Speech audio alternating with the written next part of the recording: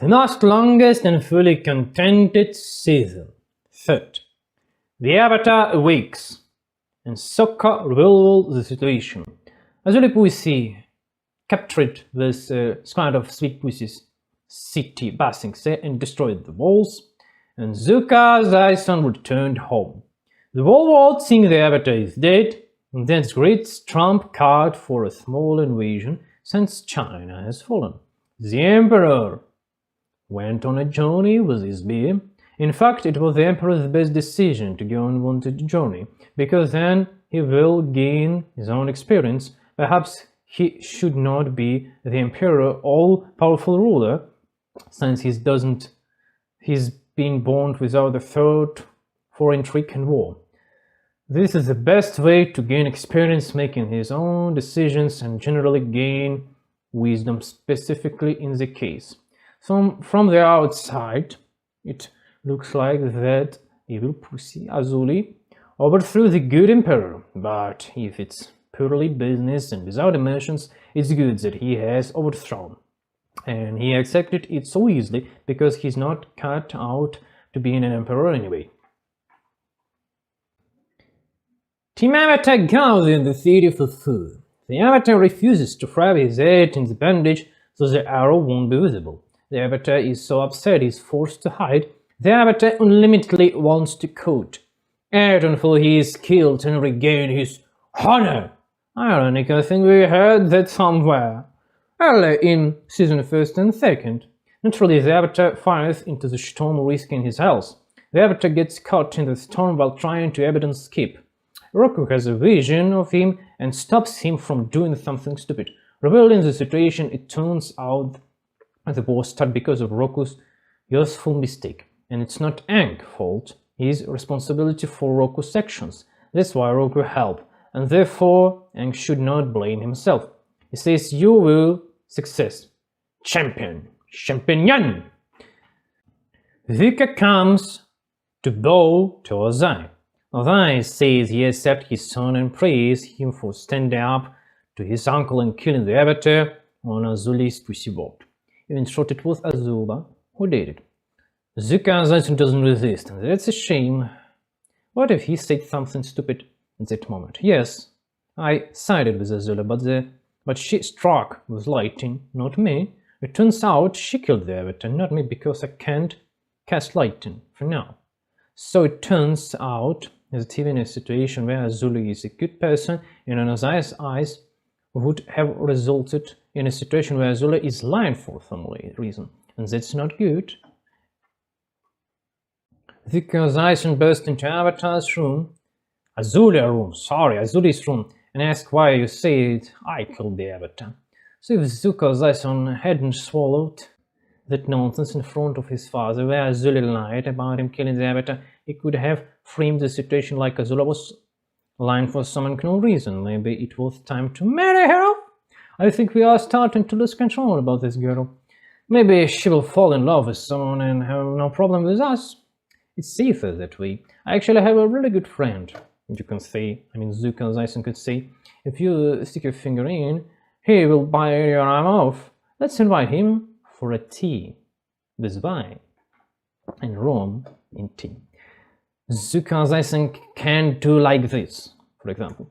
And Azuly was always trying to set you up, but now you are marrying her off, and she's no longer a problem. And even from this very strange situation, threatening a nation, it would have been possible to end the war on the terms of their agreement with the Avatar. But it didn't work out because Zuka Zaison, instead of dwelling on the scenario in his head, was stuck in his childhood grievance.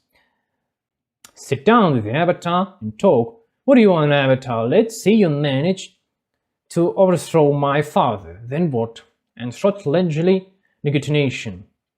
You will convince him to switch sides on mutually beneficial terms. And Azuly will only be there once. Azuly wants his son Zuko to not grow upon as a weakness and pushover. If he sees that Zuko is normal emperor, he can agree with his proposal to make peace with the Avatar, I suppose. Only it's my head.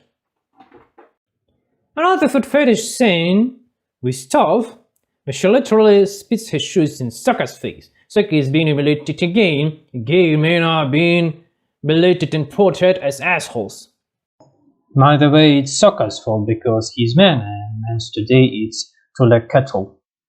Enslaved. Aang gets into school by accident and pretends to be a student from the detention center. The local bully puts Aang in his place, threatens that he is hitting on his girlfriend. This is truly inappropriate behavior. Yes, the skilled bully is defending his own interest for the sake of reproduction. I mean, fake reproduction. Because no one make children with fakes, they just fucking and that's all. There is no established rules of interaction from the outside. It looks like a dog barking. The establishment rules are not how we live and are not a projection of our lives. As depicted in the serial, there are clear rules of communication between men. Respectful, the condition must be appropriative. Respectful communication will never exist among slaves, but respectful communication among masters who know how to kill. Because it will be very respectful with this person who can kill you at any moment, and I have a weapon to do this.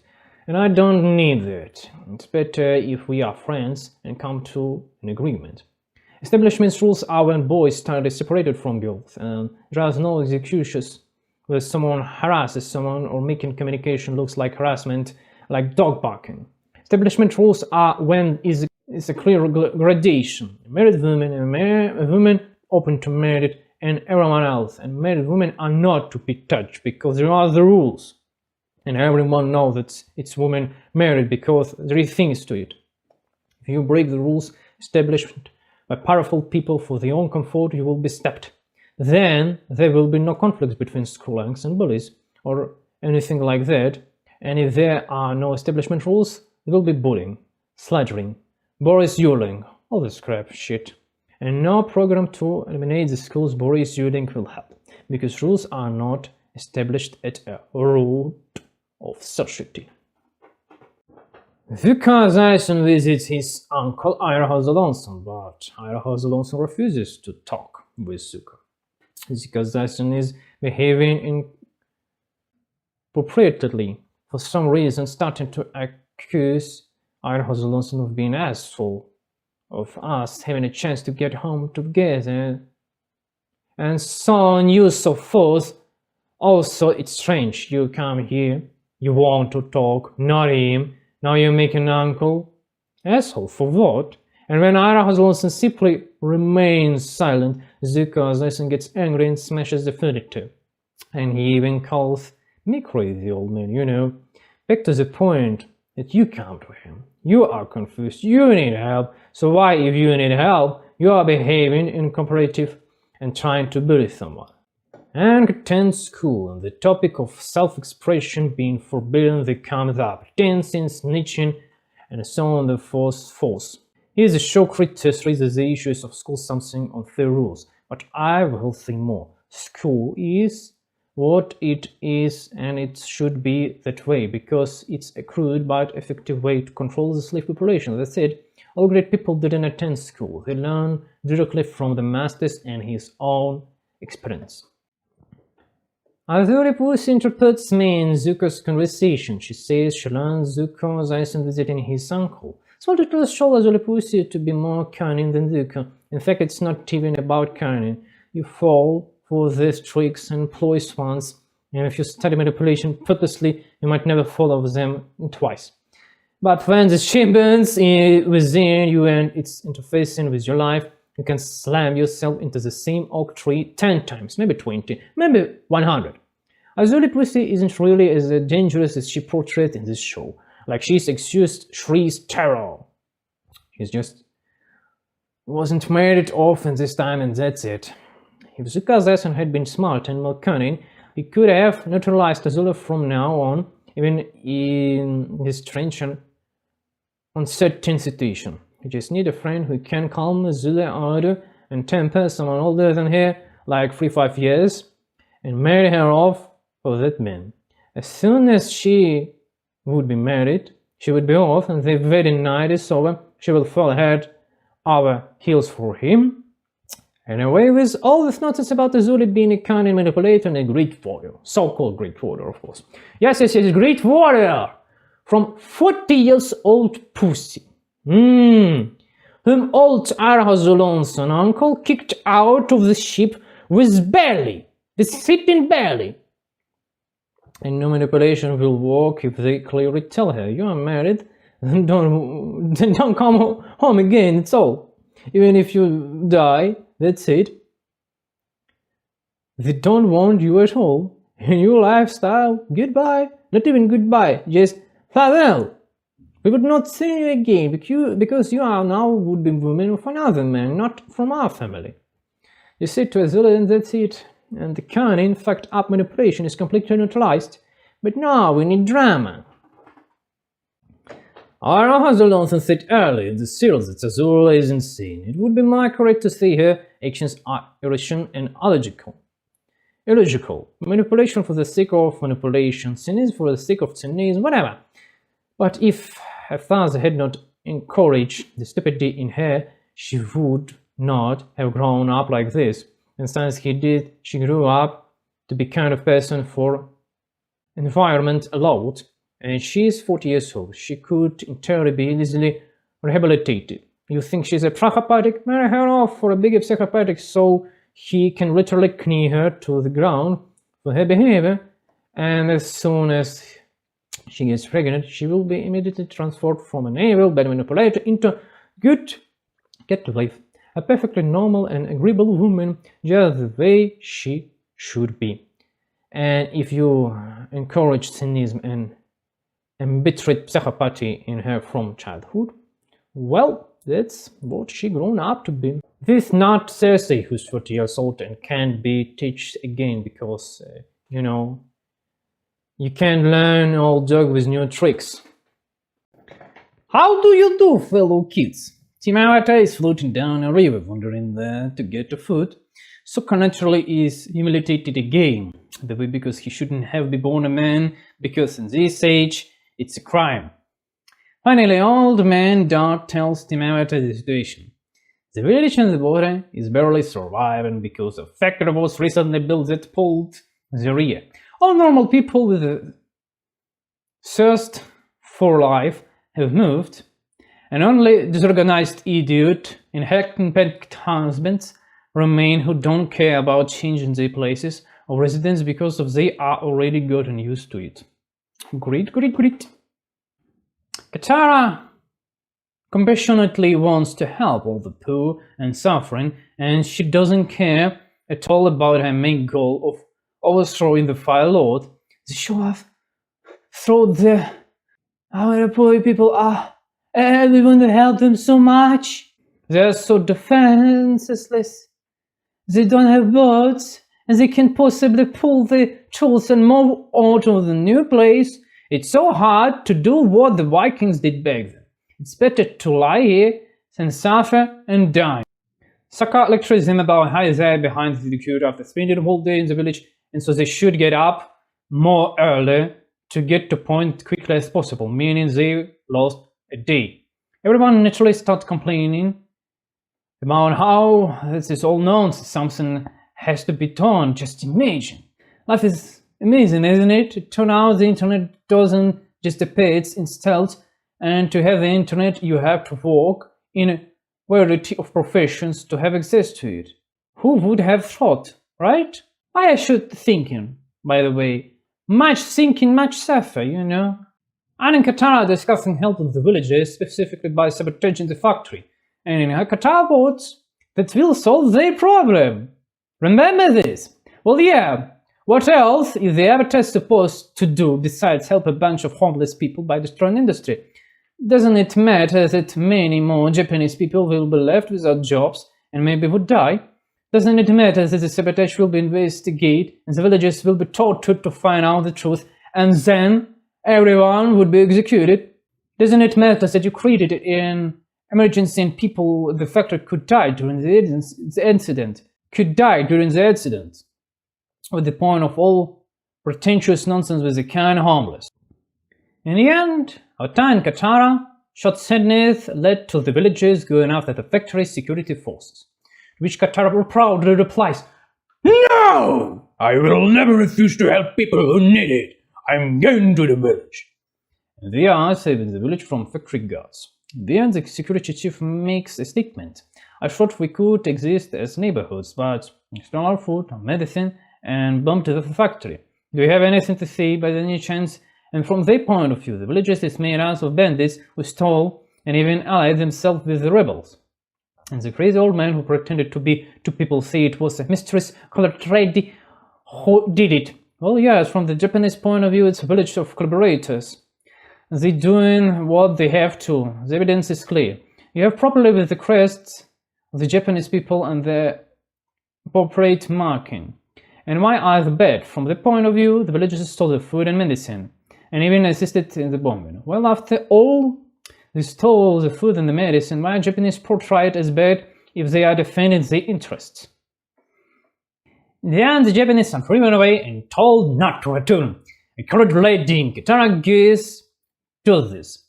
Then they uncover him, they clear the water waste. There is happy ending. Oh no, I forgot something, wait a minute. Then the factory security chief will report to the government that what happened about here. He will have witness in the form of his people and evidence, direct or indirect. They will bring in special forces and slaughter everyone, women, children, old men, young men, and burn the village down. Now that's it. And yeah, the Avatar helped the poor villagers. They had no way to get on fucking boats and sail somewhere where the river would not be polluted and they could live normally. And now they all would be slaughtered. 100%. You did a great job saving people and condemned them to death. Thank you, Avatar and Katara. You did a great job. Sokka has complex about not having magic and it's periodically bullied by his companions. He's offered to study with Pandao, whom they laid about in their weapons shop. Ara has also freed stupidly and instantly. Insanity, but in reality, he's walking out and preparing for an escape. He pumped himself up to the level of Giga Chad while being humiliated by gods. Would seem would be late. Sokka kneels before Pandao, saying, "I'm not sure I'm worthy of training." Pandao once thought Sokka was just another tone in the side and best in the village and decided that Pandao himself should train him. And since Sokka knelt and honestly expressed his thought, he agreed to teach him. Sokka trained with Pandao. He also forgets his own sword. It's worth nothing that Pandao has in his own castle, meaning he's respectful for the lord, swordman and blacksmith, master of the highest order. He trains Sokka so he gets results. He doesn't beat up his student once he started teaching and he doesn't yell, "Throats, you can, come on, you fucking fuck, Throats, you can, come on." In short, without the hysterical fits that usually happen to short-sighted citizen, that's why he's the master. Pandao dismisses Sokka with an imprisoned speech and remarks, "Martial arts doesn't belong to a nation, they belong to everyone. It's an illusion that there are some special martial arts of some special people, some special tribe. That is different from the narrative we are told on TV. Special nation means just people, but we have a special nation and our nation have such martial arts. Yes, the great Slavic Bagatos arts. And we are not a simple nation, but God's chosen people. But we would not say that nation means slaves, two-legged cattle. By the way, the flesh is the most muscular, and our virgins are the most virgin and twice virgin, and our heroes are the greatest, richest, and thrice Bagatos high. It turns out the nation are just conventions, but in reality people exist without borders. Just as the internet is borderless, so people used to live without any strict, concrete boundaries. Azuly Pussy and Sweet Pussy's with her, oh yeah, and Zuki was hanging around them looking like he will be on this episode. They are pretended to be aristocrats but not revealing their defiance, just to see what happened in the party.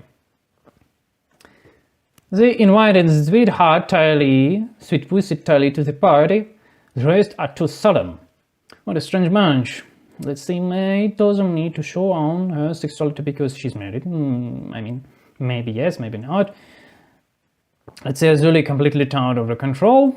Tylee just a slut, just like she shows in the show.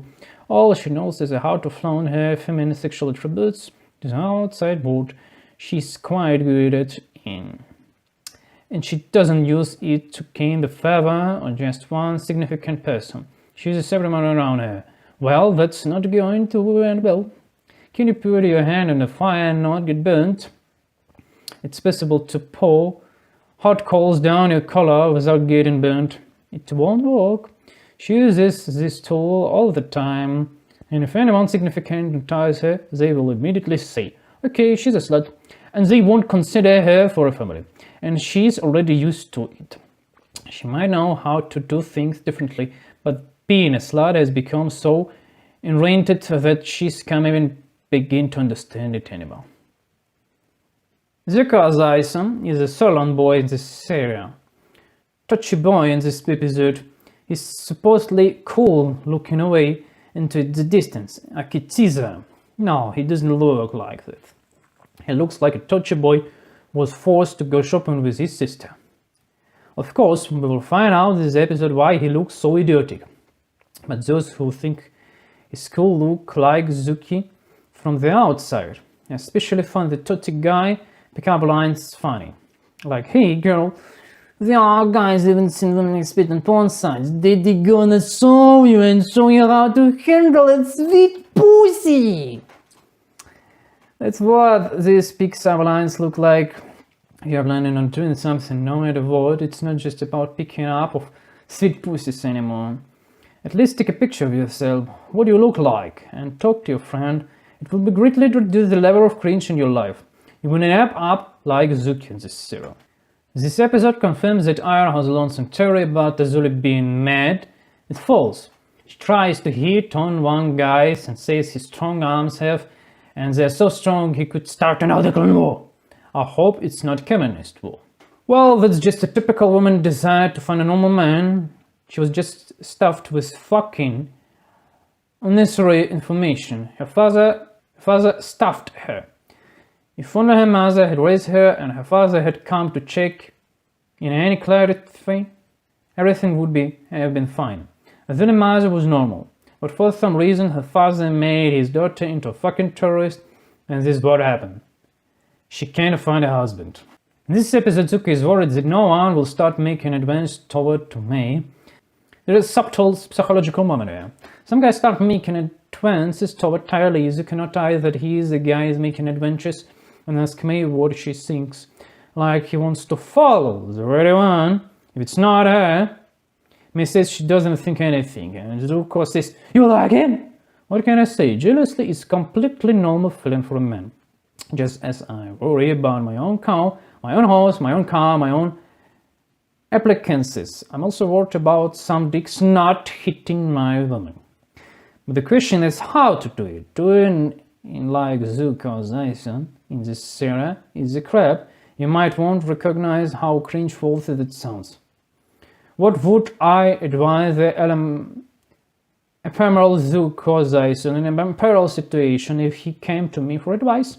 First and foremost, see a proper psychomatic therapist and work through your problem. Then it will become clear what you do. There is no single strict right solution, because I'm outsider. This is not my woman. I'm not supposed to know what the right solution is. But the Zuka Zyson will have the conditions of making adequate decisions, namely a healthy psyche. First restore your self-esteem, and then you will find the answer yourself. Even if you don't like the result, it's still better than running from one cringe situation to another cringe situation. With healthy psyche, you will make mistake maybe once or twice, but you can constantly run from one cringe to another. From servitude to women to on my get-hearted and jealously. Because you give up on yourself to please others and got your back slammed. That's the genius of the scam. As soon as you give on yourself, everything else ceased to matter. So you have so you hate another and simultaneously tries to please them to gain their approval and please yourself. And so on in the circle until you death, or until you solve your own problems. I will give you a spoiler, such a psychomatic problems are completely resolved in from 3 hours to 2 months. And I've already seen real results. If there are no results, you're treated like a goy. Zika has Eisenband's childhood photos. Stylie says, "Why are you doing this?" They are arguing, and Zika has Eisen calls Stylie a slut. But that's just a wild way of saying she's a circus performance. Stylie says that for her, being a circus performer, it's a compliment because she grew up in a large family where she was oppressed and individual, and she broke out into the circus. Having many children doesn't really matter here. If the parents are idiots, then whether the family is large or small, the children will be unhappy and idiots too. Next up, Stylie mistakenly concludes that she realized her potential as an individual in the circus. She realized her potential only because she went through the cynical selection process. She joined at the right time, was young, flexible, and attractive. That's why she made it. Among hundreds of circus performances, she was the only who made it. She was simply lucky to pass the cynical selection process for the role of the lead, sweet circus performer. Did she realize her potential as an individual? Well, it depends on your considered personal fulfillment. If the crowd's praise for looking like a sweetheart pussy is a full-fledged person, it will quickly end when old age sets in. You will never be seen as better than your husband. No one will see you as a greater person than your husband, your parents, so to speak. As a psychologist will make you down.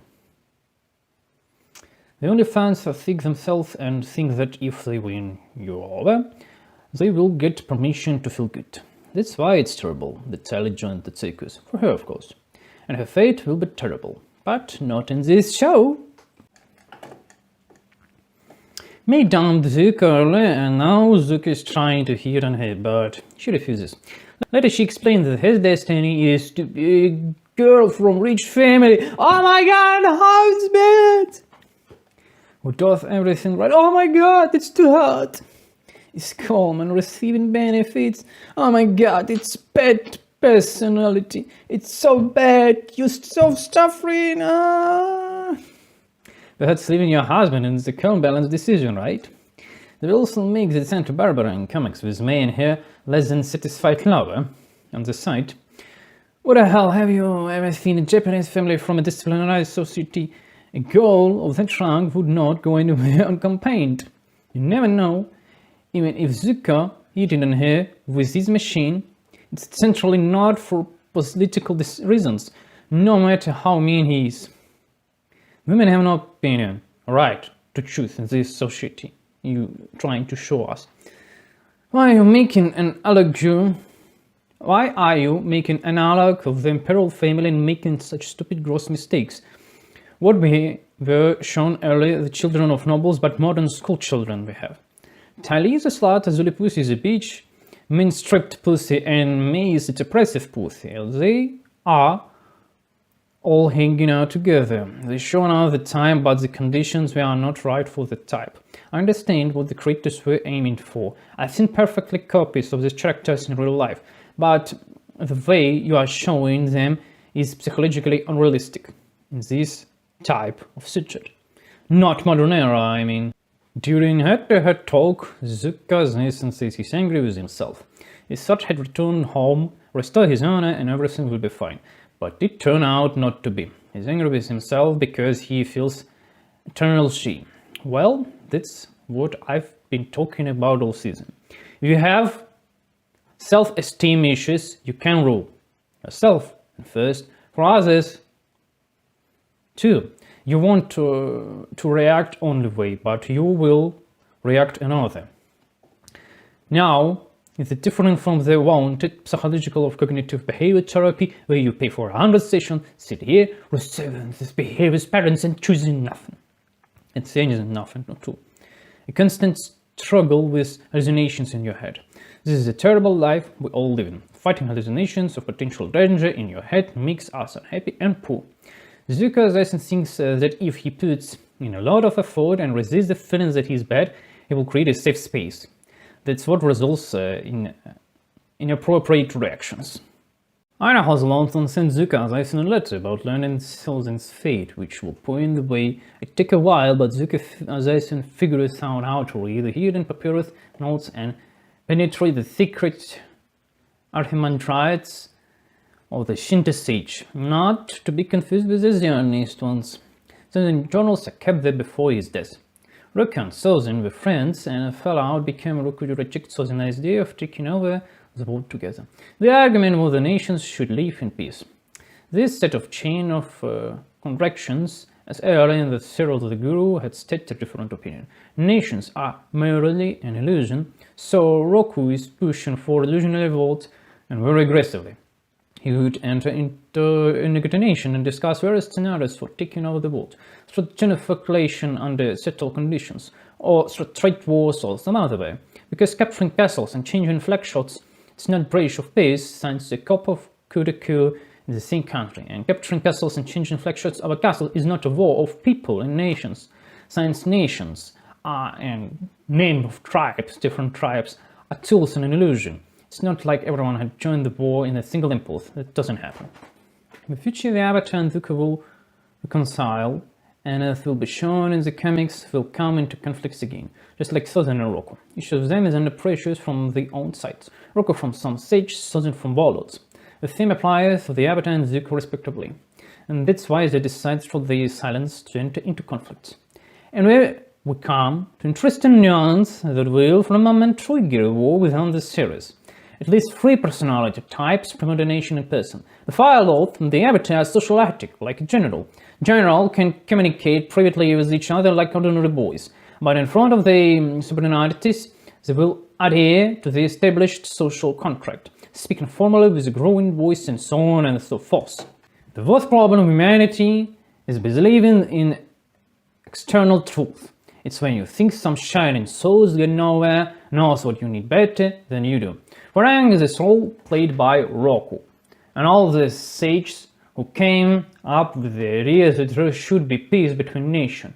For Zuko's Aizon, this role is played by Sozin, Azulon Sozin's son, Azulon's son, and other warlords who came up with ideas that we need to pursue global expansion and paint the whole world red. Both Zuko, Aizon and Aang are in conflict because they different group psyoped meaning silt with some idea. And so they conflict with each other because of their reluctance. Within this serial, there is the conflict between Sozin and Roku. Later in the serial, Aang and Zuko will clash for the same political reasons. A person had a natural at least three selves. The first is the social relationships, work, interactions with people. The second self is individual. The third self is Sigizia, for example, a typical warrior, typical scientist, typical nerd, or typical giga-check muscleman. A personal influxed by an archetype is connected to individual incursions. Aang Sigizia is typical peacemaker monk.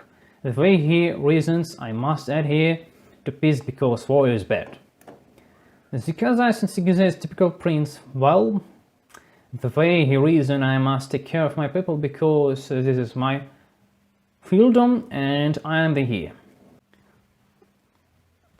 So the conflict between Roku and Sozin, like the conflict between Aang and Zuko's Aizon, it's not a personal conflict. It's a conflict of Sigizia mixed with the individual incursions. A typical monk fight with typical prince who were forced into a situation where they would not be allowed to harm his own avatar. When Zuko's Aizon and Aang transition to personal friendship and begin to clash in the comics, or the future Republic city depicted in the Chaos Avatar, it will be a conflict of social archetypes. The archetype of the Japanese people, the Japanese warlord, the Japanese emperor who is mentally pressured by countless people. Same as Aang, he was a social archetype of his typical monk who wants to restore the imperial world of imperial nations. And he is pressured by the social fact in the form of a bunch of people who have saddled him with debt. That's why the conflict between Aang and Zuko's Aizon, Lion and Roku and the Sozin is not personally conflict, but a conflict of social archetypes and incurious personality types. Sigizia is a type of prince plus the social role of an emperor represented by Zuko's Aizon. Fights with Sigizia, the typical monk, the social role of an avatar represented by Aang. The same thing happened with Roku and Sozin. If this mess is not sorted out, they could continue to fight for generations. Well, Roku and Susan did clash, and the Zuko assassin clash on the same principle. The things follow us to Volcano Rapt. Roku tries to calm the lava storm and Susan comes to help.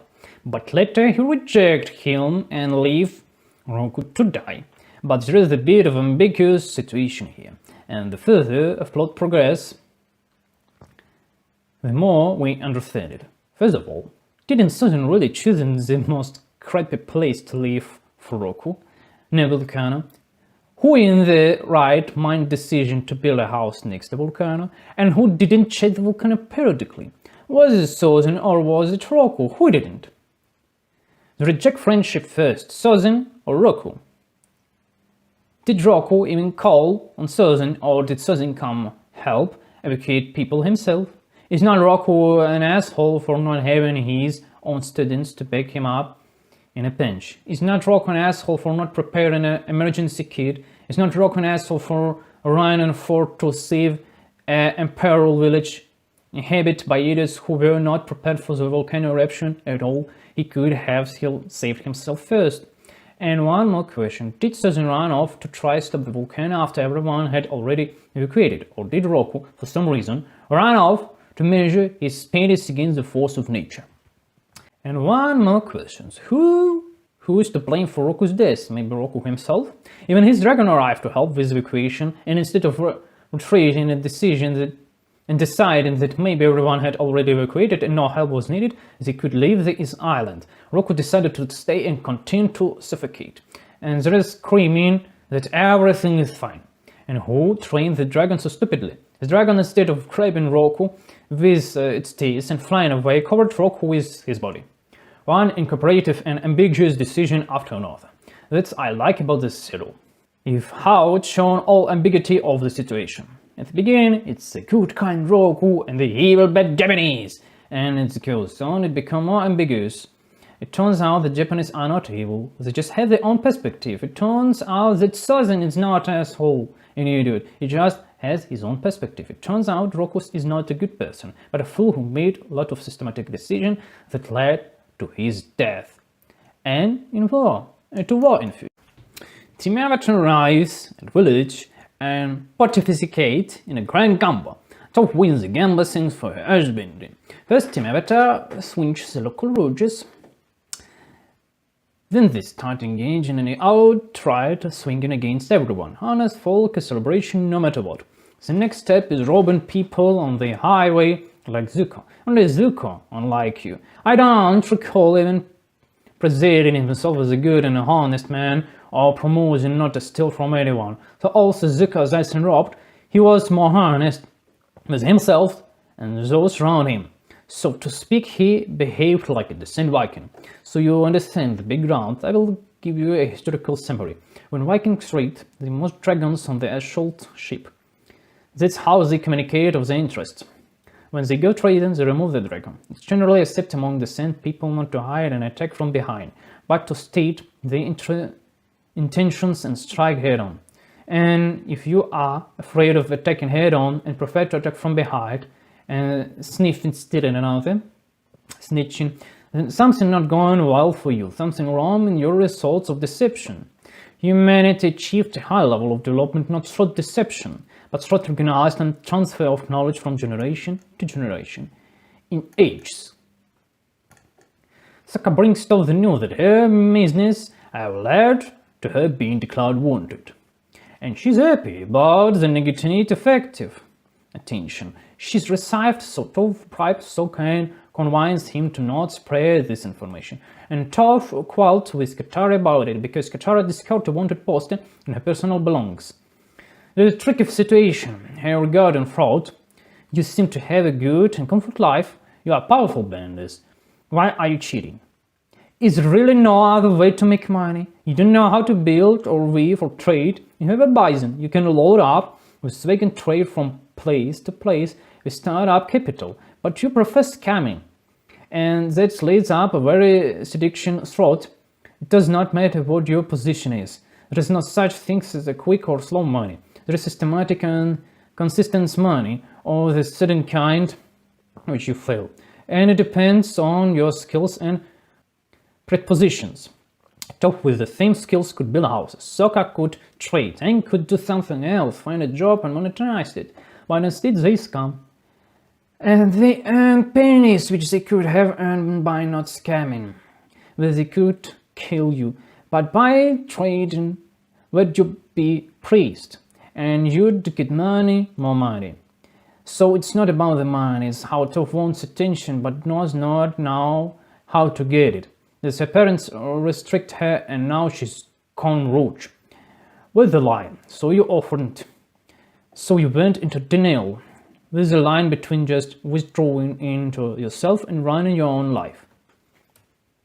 Sokka and Toph are having a head-to-head talk about Katara.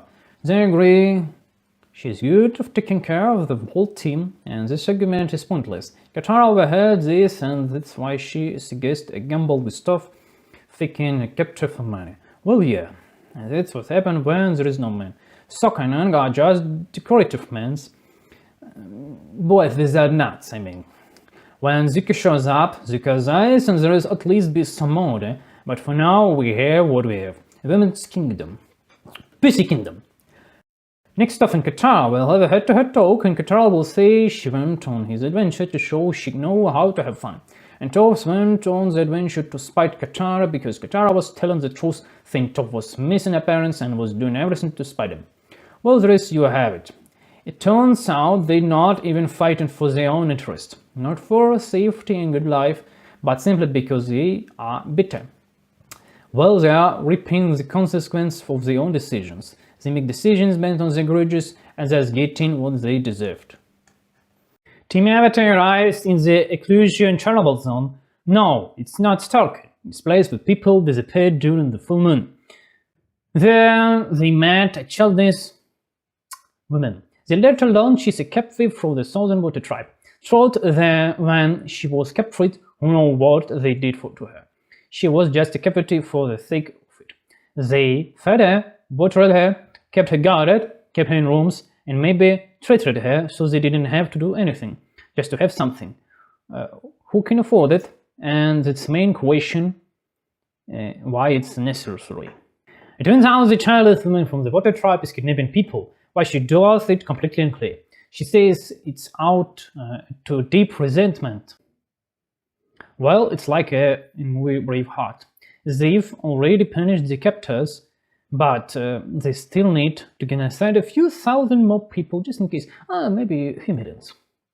I'm just curious. Does she hate all Japanese people or just this village? And will she kill people from the village's outskirts? And will the neighbors' villages near the outskirts also be slaughtered or sprayed? Where is the line? Where is Doten line? And where she get food to feed all these prisoners? There is now a few hundred, I suppose.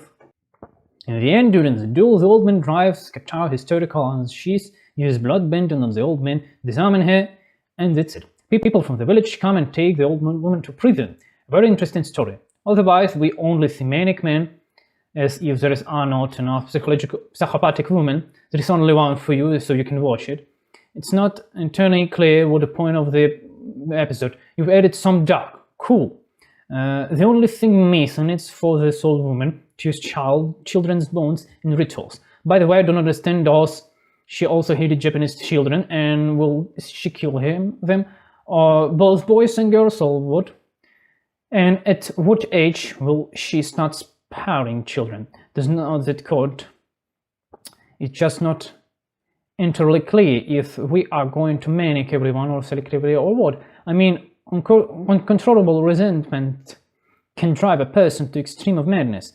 Resentment is not even that. It's a signal that you've been treated unfairly. Okay, resentment tell you that you've been restored, justified to yourself. And how? Will genocide restore justice or not so much? Anger lies and vision is coming soon, tries to exercise more, using keys. Eventually, he gets overtired, and his colleagues in the dangerous business try to help him relax. Yoga, psychological analyst with a massage. Next, they will show us that the avatar is actually driven by the fear toward his companion. What is something happened with the companion? But now, what worries the person is actually very simple. Well, what are you afraid of? Afraid of the fire lord of the Japanese people. Okay, what exactly are you afraid of? That you are not ready. I'm not ready. Okay, what the worst that could happen? Well, while Lord would win, there will be tyranny, that's not good, everyone will be forced to match information, I'll be killed and my companion would be sold in slavery, sex slavery of course. Well, Lord of the Japanese people will win. Okay, and what the most troubling about all this? My most troubling is about my companions. That's it. Now, if it's irrational and illogical fears, we can work with it. If it's rational and logical fear of real danger, then planning is needed. The problem arises when irrational and illogical fears take hold. Then a person with the hallucination in the head and thinks, if I do something, let's train and put a lot of effort into it, then I'll create a safe space. The more effort I put into training, the more I'll create it, and then everything will be fine. But no, there is a hallucination in your head, a perception of danger, not even real danger, just in perception. And suddenly the companions get hurt. Who knows? We will all die, by the way. Because Ethan is home again, but he lands there a war meeting to which wasn't invited, while Azuly Pussy in turn was. Because Ethan is seriously worried, and it's understandable. Last time he showed up when he wasn't invited with his true opinion and was punished for it. And what will happen this time? Who knows? After all, it was clearly stated earlier that Zuka Zaisen wasn't sure whether the avatar was there or not. Later, Zuka Zaisen will say he was the perfect prince of this meeting, the son his father dreamed of, but it not was Zuka Zaisen. What I was talking about earlier, Zuka Zaisen was playing the socially acceptable role of obedient and loyal son, but he wasn't acting like a person, he was simply part in a social mess, and showing your true self is forbidden. If you do, you will be punished. Punished! Punishment! The Kabu will punish you! Avatar's team gathered all the homeless idiots they've met over the past 2 seasons to launch an assault on the evil lord of the evil Japanese people, evil as Alonso. The idea of this episode is at the beginning of the story. We have no information about what will happen next. We only have narrative right here now, and let's show the cliche of other theories, thinking the final is coming. In fact, it won't be an ending. It would shatter our expectations. This is another dramatic moment in the serial, which adds another layer of mastery to overall treasury, making the serial a more perfect masterpiece. Even people from the area who had previously clashed with Toph and Avatar's team showed up for the invasion, and this presented to us surprise. Basically, even the babies know about the invasion. It's no wonder they are prepared for it. The women guardians brings food to Idaho's lonesome. Starting the festival, the summons of women began. Where did these women wrestling come from? On par with the men. This is what also happened in the prison episode, where men are put in the same cage with women.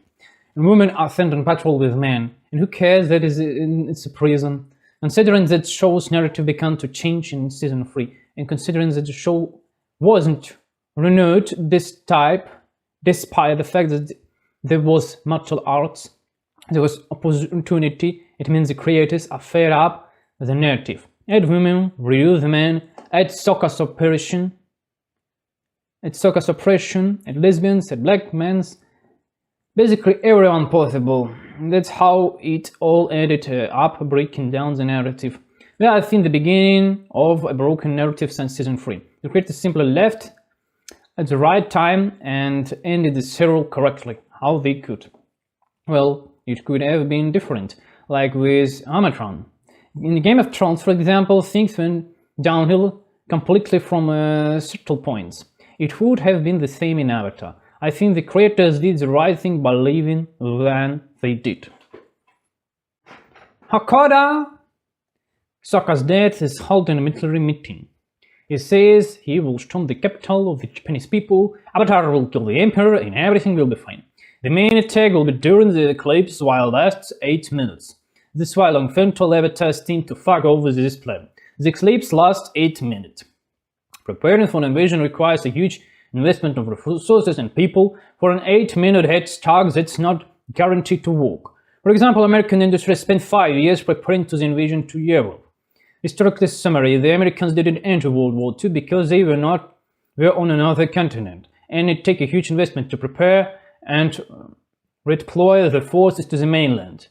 Considering that the Germans have submarines that will bombard your ships with Achtung and interfere.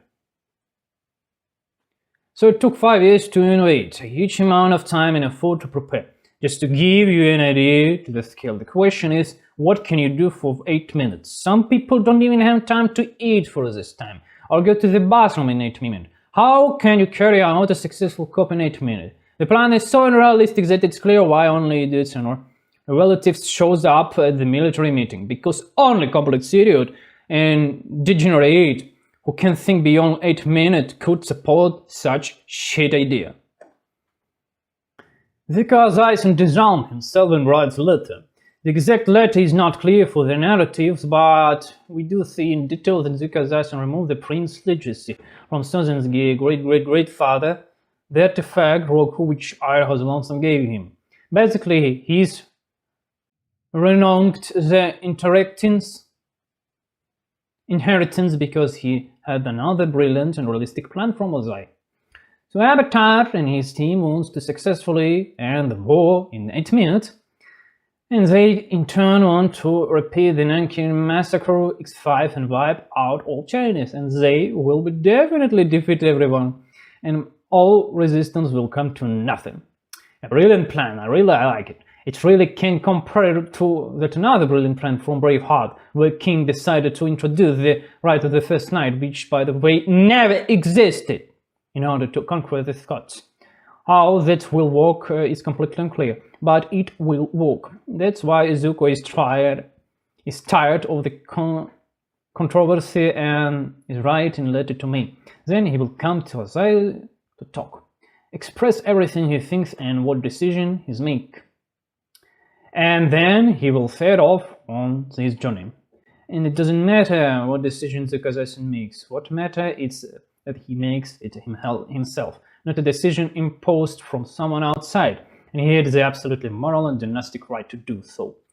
For he has given the hair artifact, an artifact that Azuly Pussy doesn't have, an artifact that Azuly doesn't have, an artifact that has been passed down through generation to Ira Hazalonson, and from Ira Hazalonson to Zuko Azaison. Zuko Azaison, the owner of the relic, is essentially the head of the clan. It's not official yet, but the fact is the dynasty continues on his shoulders, not on anyone else, not on Azuly with his unrealistic plans, not on Azuly Pussy because she's obviously a woman, but on Zuko Azaison. He is the crown prince. The Avatar team approached the gate of Aslan. They have created a fake curtain for the subsequent assault, and to counter them, the Japanese people block the passage with a rope. What do you think they do with rope? That's right, fire it! So that crab is supposed to stop the stormtrooper. You set it on the fire, so it burns away by the time the stormtroopers arrive, as they can safely pass by.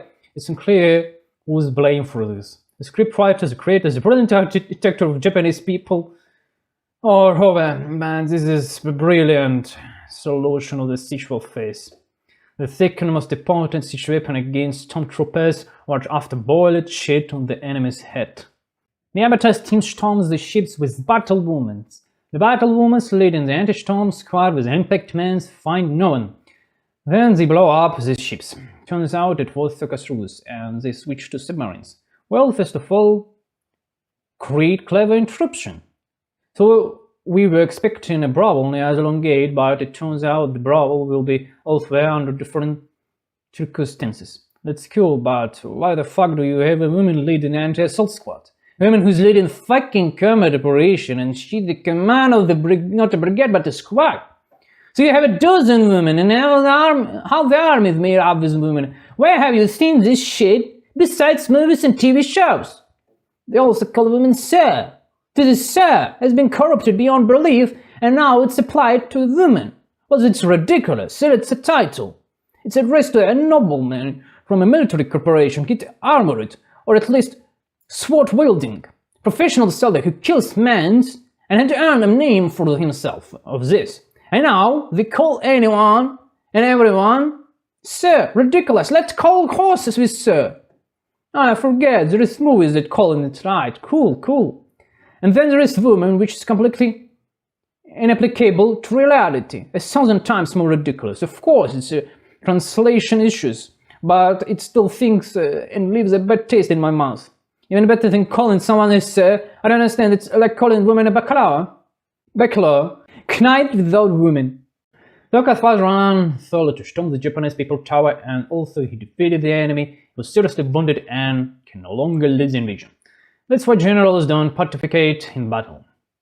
In your command, if you command as a general, you are at a level where you are physically aged a bit and are not as good as you were in 13, and you're young, but your mental abilities are just good for channeling. And that's why you should be in the rear, not playing in hero. By this time, Aang storms the palace of the Japanese Lord Azuly and find no such thing in his domain. The Fire Lord apparently went to the toilet, and the episode ends there. It turns out that your enemies can also counter yours. That's what's so great about this serial. The fact that the opposition sides do stupid things while simultaneously existing canon plans. Great! Here's another good dramatic moment. This isn't the second time Valentin comes to attack the Fire Lord, but it turns out he's being made by dummy figures in the form of Azuly Pussy. The Fire Lord is actually sitting in a completely different room. Great thing. The Fire Lord lied to Zuko Zayson during the clip that his mother, Ursa, was in setting Azuly to barricade, and that Azuly will then become a Fire Lord, which will in turn save Zuko. As if Azuly really strengthened Zuko, and it wasn't just as an idea to clear his name and tarnish sources. As if he himself had not said 1,000 times that Azuly weak, and Azuly had not repeated it word for word that Azuly weak. Azuly son is weak, everyone is weak and not taught enough for the throne. But Azuly, well, wow. The Avatar once again refuses to participate in the plan. He leaves the Negative Nation and says it's better to survey the territory. Basically, he's acting like a man offended. I'm sorry, like a school offended boy, 6 years old, but he is now 20 years old. And he's trying to flirt with a girl 40 years old, Katara main. What the hell is going on? If you would flirt with girl is more older than you, maybe for fucking, maybe, third time maybe it's okay. But if you tried to make family with her, you would be handbag husband. Zuko's eyes on it to surrender to the Avatar, but he is not accepted. Often the Avatar team are arguing. The Aang sides with the Katara and Sokka just has to hold responsibility and decide what to do next. Your friend has been captured, if not killed. The Emperor is now on the throne and has seized everything he can. What to do next? It's unclear. And there is a fight going on, the situation is ambitious, but at least the reason is clear. Everyone had their own grievance and people are not ready to let them go for the sake of ambiguous situation. We have adults here who are quite successful in life and don't know why they need emotions. They say they need to overcome themselves for some purpose. Well, fuck. What else? So you're triggered by an alarm that you're not being treated unfairly, and instead of responding intelligently, you'd start trying to shut it down. Brilliant. Let me briefly explain why emotions are necessary. The alarm is hatred. The subconscious throat hatred tells you that there are sources of danger, it must be destroyed immediately. Otherwise, irreversible consequences will give you a beating. C. Message you in danger. Goal. Restore safety. Resentment. You've been treated unfairly. Restore justifies for yourself. Guilt. You've been treated unfairly for someone. Restore justifies for other. Boredom. Lack of meaningful changes. Motivate to change something. Sadness. A sense of lose something. Not only goal of your life. Compensate for lose. Learn lines. Lack of meaningful relationships. Create meaningful relationships. Shame. Something is wrong with you. Feel self-importance and loyalty that you're okay. Anger. You are being hurt. Neutralize the source of the pain. Panic attack. Organisms say, I have no other way to save you. Avoid this threat even if it seems harmless. Disappointment. What you are doing isn't working. Try a different solution. Frustration. You are being hurt. You are Depression. What are you doing is not working and you need to stop trying to fix the situation. Stop doing the thing, try something other. A hitman from a clan of assassination is pushing an avatar. Zuko Azaisen runs out to stop the assassination, but the assassination is not bad. After Thin is not fool, has read the news and knows Zuko Azaisen no longer has the money to pay double for refusing the contract as Zuko Azaisen had offered. And so we continued the bombardment. During the duel, an ambiguous situation develops where, after being hit by a bombardment, the fireman assassin blows himself up due to a forehead injury. But from the outside, it looks like Zuko Azaisen will cause serious damage and destroy the assassin. That's why he's accepted into the team. Let's end the video with a quote from Uncle Iroh from How Greatest Funny Thing. You never know how things will turn out, but if your heart and mind are open to new things, you will find a path. Well, what can I say? I was just settled for a long time, and something just seems to fly by for me. Whatever I watched, whatever I didn't, it went in one ear and out the other. Well, only now do I understand Iroh has a lonesome idea because I've lived through what he's talking about. Or maybe Beard gives 20 points to wisdom and I qualify. The dragons showed tempered paths and Zuko Azaisen different shades of the fire. Zuko understood everything and stated his conclusions. Fire is the flow of energy. The dragons realized that Zuko Azaisen understood everything a flew away. In fact, the dragons did not even need the phrase and they are masters of firebending, or in other words, masters of manipulating one type of energy flow. That's how they see and understand when a person had reached the required level of development and when they have not. It's like an experienced fighter sees whether a person is somewhere off or not when we're boasting, but are actually trying to create a sense of danger threshold in the streets. Experienced fighter won't take unnecessary risk because today you've made a threat and tomorrow you are ambushed. Obviously things after all. Our world is driven by the fire. That's true, the sun is made of the fire. It shines and not shines the planet with it. If the shine rises, we are good and well and have a well health. If we live in a place where there is little sun, we're in trouble health. Under the pressures of the energy flow in the form of fire, which runs from ore and little metal, cast certain parts and then build houses. In this most non-material world, we feed on the fruits out of fire and are directly tied of this fire in the form of the sun. And human life without this energy flow wounded be very meager, and then men would die out. So fire and shades of fire, a form of non-returnable energy flow like a stream. And material things in the form of people, stones, plants, and animals are material energy. After lengthy discussion, Sokka and Zuko Azaisen finally decided to go together to rescue Sokka's father in the lava smelter prison. They snuck into the prison itself to find out the necessary information and pretended to be God. Of course, you can get a walk up about how they could pretend to be a god and think everything would go smoothly. You know what? Why not? They acted quick, not slowly. The prison is big, there is a lot of people. As they've been hanging around, there is a long time when you have been exposed. And if they had been very long, they have been stopped. Prisoners, she thinks, is being corrupted, interrogated after failed escape. They captured him and encouraged, but they have not found Sokka and Zuko Azaisen yet. He blurted out that he was not an informer, and that was enough to seize information and thought to edify another escapes.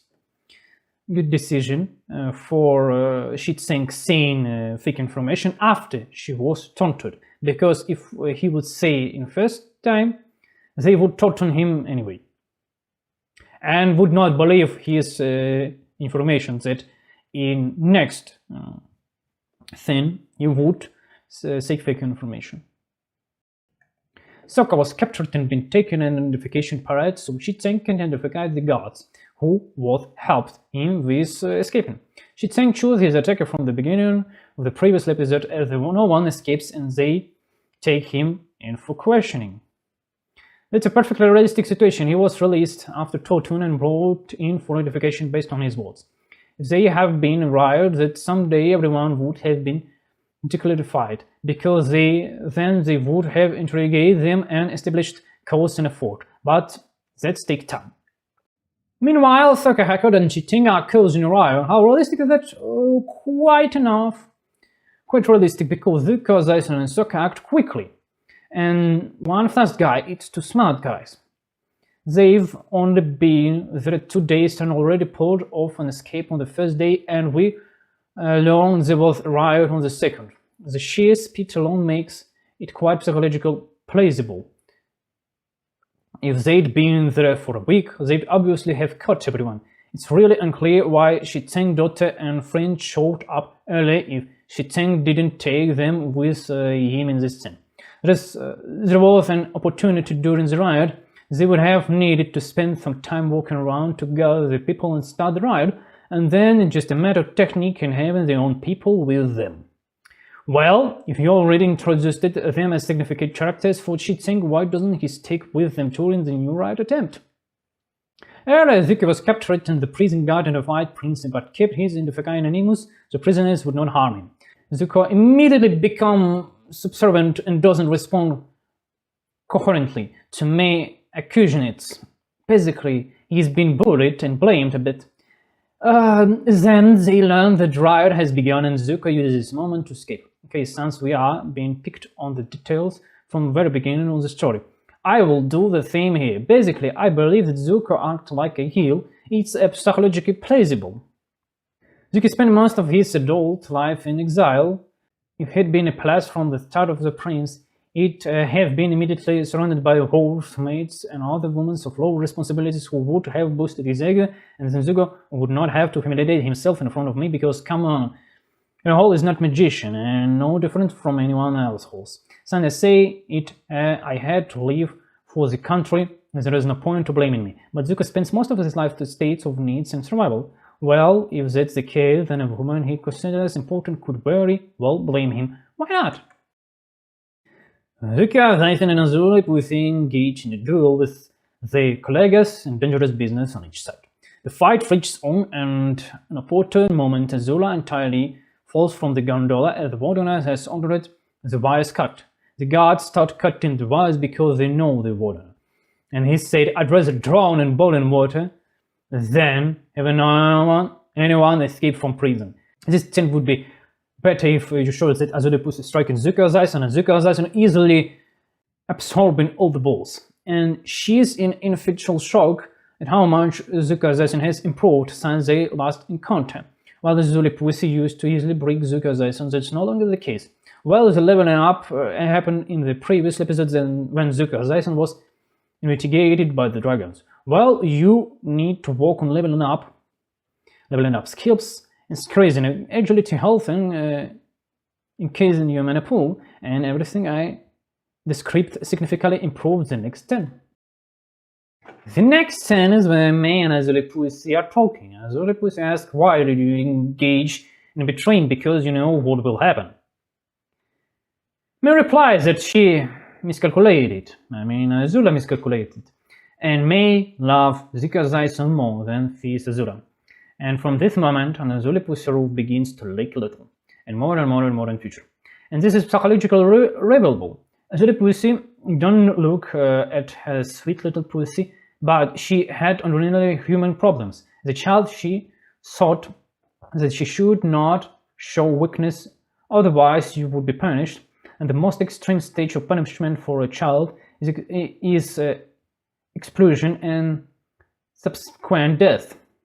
Therefore, according to childish logic, Azuly Pussy decided that it was almost necessary to organize terror so that the weak alarm would not go for in her head.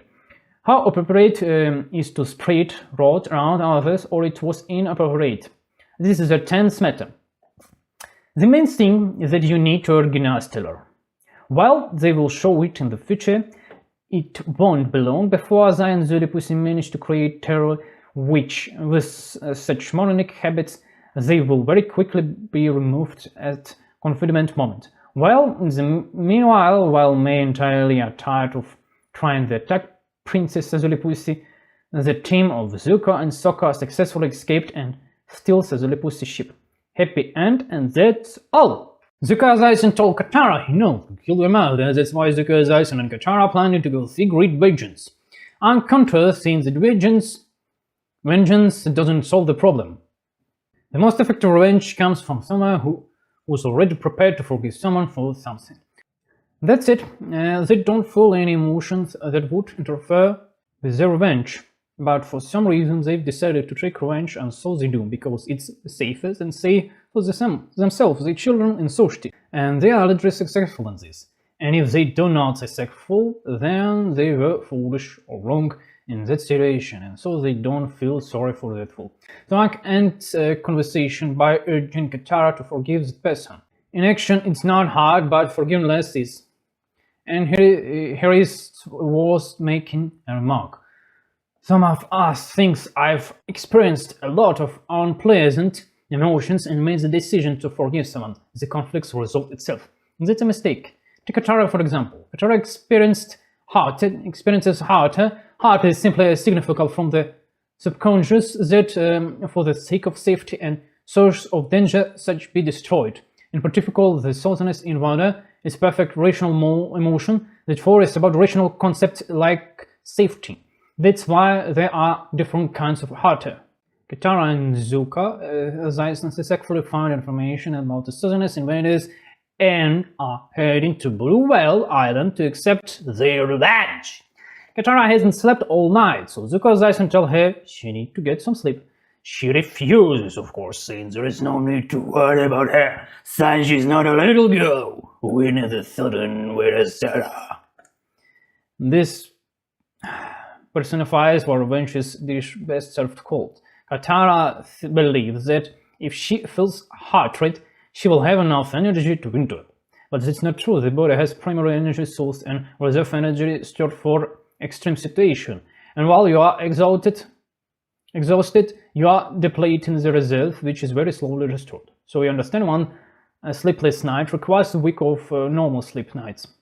This is noticeable in people over 40-45. It's less noticeable in younger from 15 to 30. But this doesn't mean the effect is absent.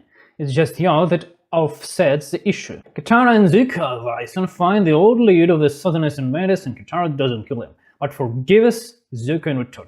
Also, many people misunderstand the concept of forgiveness. You can forgive someone when you have the opportunity to take revenge, but for some reason you don't do it, not because of weakness, but because of your own decision. And this old man ultimately tried to sell his mother to be slaughtered.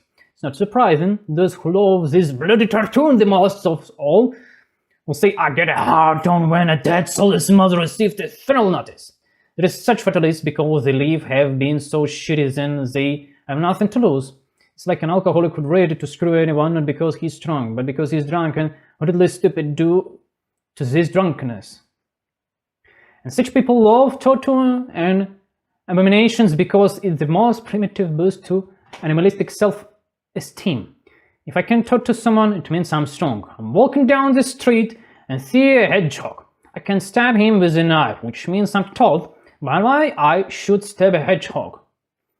Such a person will do that because he's being bullied, so he vents his anger through abominations. I don't justify such persons. On the contrary, treatment technologies have advanced to the point where any psychological issues can be addressed rather than having a tattoo and jobs or cutting off cat's paws.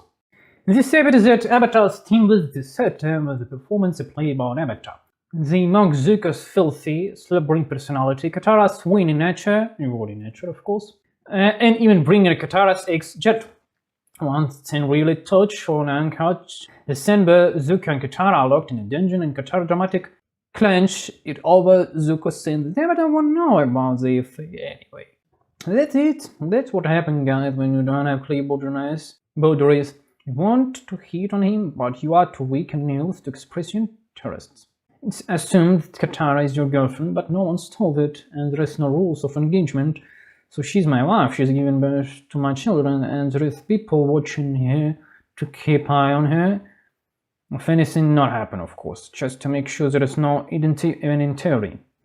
So you are staying at a gypsy camp and brothel, no cruel rules, just momentary animals' impulses. The performance setter ended with the defeat of the Avatar team and the fact that Aang could never got his hand on Katara's sweet pussy, which reflects reality as it was. And it would have been a realistic scenario if not for the piano and the bushes they form a wild lotus, which we'll learn about later. As for Katara, a young, sweet girl, that's certainly a funny story that concept us all. We live in an amazing time where there are two extremes in interaction with women. Either kicking someone in the stomach, either taking of attention or sitting there staring dreamily and doing nothing. Either call a woman a wall and vilify her, or fawn over her to extreme. As if something in between doesn't exist. Well, it does exist, and just because people have become dumber than was 500 years ago doesn't matter. The establishment rules of interaction between men and women have disappeared. People simply prefer not to consummate marriage and cement it with children, but to suffer through some bullshit, and that's why there is so much disunifications with parents and frequent breakups. And that's why women lead men in circles, because they have no guarantee that their choosing husband will stay with them, because there is no consummation of marriage and you can't afford him. Walls are broken 3 times faster than they are made these days. And the guy doesn't know what to do either. He doesn't want to get involved in tea, but in brawl.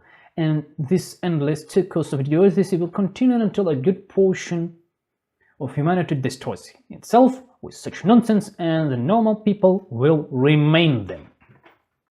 Avatar's name informs the Gazans that it turns out they planned flank fight with Sozin after combat Sozin. The idea being to prevent Ozai's victory, which he already did. However, after the decision, they descended into wild hedonism and gave up on everything. The Gazans recount how he attended a father's war meeting and how Azuly suggested wiping out all humans so they could settle on the scattered edge themselves. Basically genocide, but for what? What you would do with burnt ash? What you would use for it? Yeah, I don't know. So idiotic. Even I can't speak normally. And doesn't want to kill the Fire Lord because it's monastic upbringing. It's really very strange, because you are maniacously killing fruits. Fruits are also living beings. However, better than animals, as much better as animals are weaker than humans. The strong consume this weak. And you are doing this. You just created a limiting framework for yourself that you can do it. Toph talks to Zuko and pours out her heart. She says that despite the food supply, she lacked love, show of empathy or something. Zuko doesn't say she should focus on her. Well, it's not surprising. They made him into a typical high school student. School, boy! Also, it was a convenient moment to, so speak, give love to Toph and make baby in future, you know. What about future? In this moment, what we're talking about, you will already have at least 2 wives. What could be better? Only 3 wives. And what could be better? Only 4 wives. And what could be better? Only 10 wives. But at least they made Zuko his pussy baby, and he pines for the dark-eyed, melancholy man instead of getting down to business. I even don't want in this episode say he's Zython, because he moving like the schoolboy. The Avatar steams out. The Avatar himself meets the great teachers. The movie tells how he reclaimed his domain on the day of the eclipse. Zuko and Zython meet Iroh Alonson and make peace with him. And then they have a conversation. Zuko Zython suggests Iroh Alonson defeat his brother and take the throne. Iroh Alonson says that even if he defeats Ozai, Alonson, it won't be good. History will record it as a fratricidal wars. So let the Avatar defeat Ozai. And that explains Iroh Alonson in Kenshin in the past. There was no an opportunity to replay the scenario 1,000 times and defeat the bad guy Ozai. Why didn't Iroh Alonson do it? For perspectively, this very reason. Even if you defeat Ozai, nothing good will come of it. You should have solved the succession crisis first.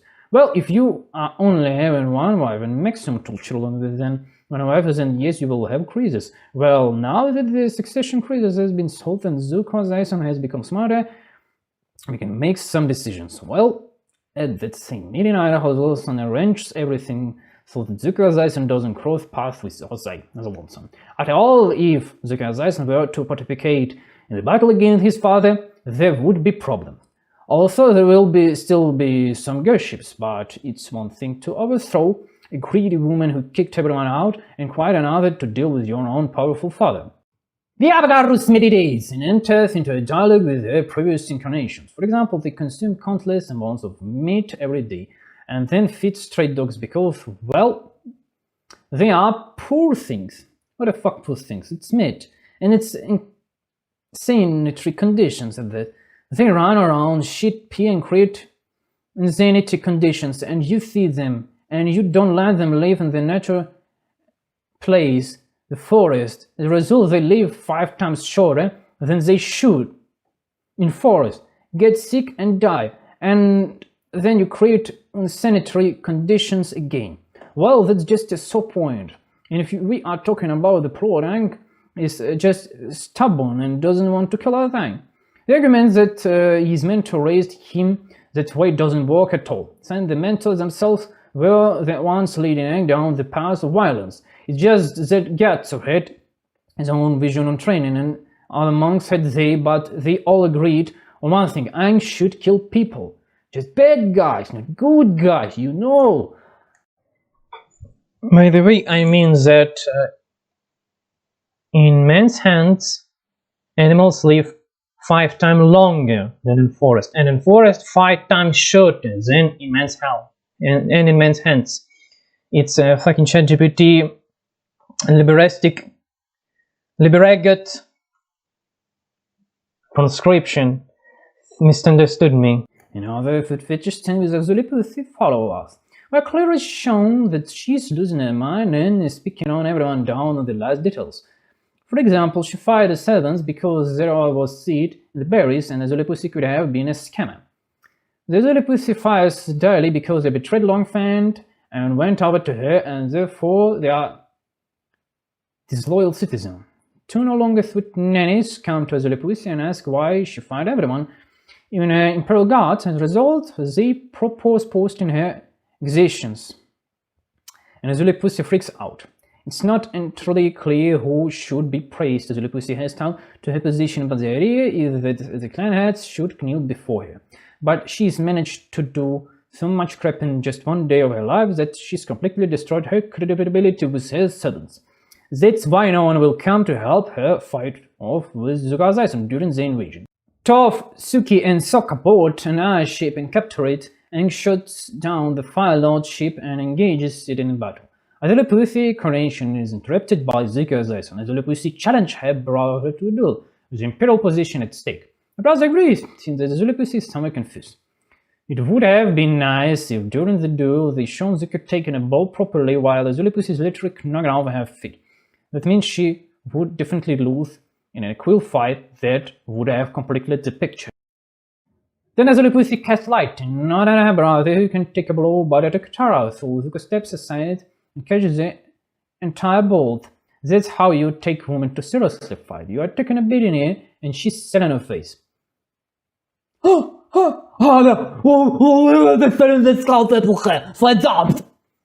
the fuck did you even bother going there? I simply wouldn't have saved her. Why did you go selling your face? You'd have gotten lightning and rightfully so. Just a drama for the sake of drama. They added this moment just to drama because it's the end of the serial. Well, it will work for kids, but the funny thing is that other works like Kim Soul said moments like this where the character seems to be winning with all the might, or even worse, the drama right at the beginning of the story and the death of some character I've never seen before, and frankly I don't give a shit, just because it's what the textbooks say. The Avatar ults and begins to with Ozai as a lonesome. Avatar, in his Avatar state, bombards Ozai with homing missiles. The Avatar, using a gift from the ancient lion-throttled spirits, trips Ozai of his selfhood and takes away his powerful fire powers. Then comes the happy ending. As you can make peace with me. All the homeless seeders who ever helped Avatar are gathered in Japanese city square. Charlie and Tusk shoot warrior gods. Avatar dons the robbers of an elden monk. Zuko, Zaison, and Aang become friends, go out to the people and declare a new era of peace, kindness, and positivity. But it's not to be. Zuka has visited his father to find about his mother, and he set the stage for the next season. But there won't be next season. There will be comics, but they smell like shit, so I don't want to analyze this. There is too much drama for the sake of drama. In the meantime, let's listen to Ira of the Loathsome Sugnihorn, if I would remember it at montage. No, no, no, no, no, no, no. No, no, no, no. There would not be Ira House Lonesome Sugnihorn play because of corporate censorship. That's it. You've seen Abbott Korra yourself, and I know what time period I'll be looking at Korra, or I'll be looking at all. I think no. I plan to review the Vinland Saga, next reading the sagas. Like Eagle Saga, maybe, I'm not sure because English I'm not native. It would be hard reading this text and translate it in my language, or even thinking by English, it would be hard for me at this time. Then the Witcher 1st, 2nd, 3rd, respectively. Well, it's intonation in the form of women for childbirth, honeybees, also accept honey, cement, wood, metal, colored paper, I also accept electronic currency, like crypto. There is link in donation, or no, maybe I would forget about this. I'll be posting clips of the Witcher gameplay in Telegram. I think you need know that information because I make a Telegram channel by my native language, so you need this. For now, that's all. We'll return in in 2 or maybe 3 and maybe 5 years perhaps, and see it with the fresh, renewed eye. Have a good day.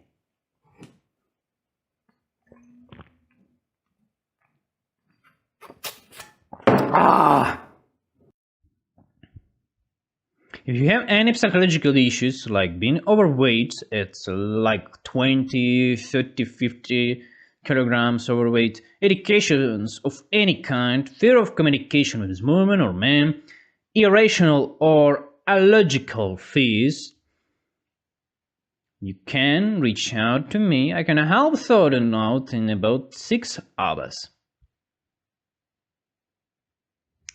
Honestly, I'd say 3 hours of actual consulting would be enough. But because of the language barrier, it will probably take longer than clear consulting 3 hours. Write in comments what communication method you think I should leave in the description of this video. Maybe not everything in the English-speaking audience has Telegram, because in Ukraine, Russia, Kazakhstan, and other countries like this, we use Telegram. Otherwise, I'd just drop a Telegram link if you wish. There is an option for paid anonymous consulting. What the hell? What the hell? ChatGPT, what the hell is you? There is wrote paid, not paid. Free anonymous consulting. No, right, that's right. Paid anonymous consultant. There is also free option. There is an options for paid anonymous consultant. There is also free options, but that one would be public on YouTube. So if you want, I can also provide public consultation in Russian language. That I doubt it will be very interesting for you of the language barrier, watching a 1-hour video without translate where half of it makes no sense, probably is not the most existing thing in the world. So that's the deal.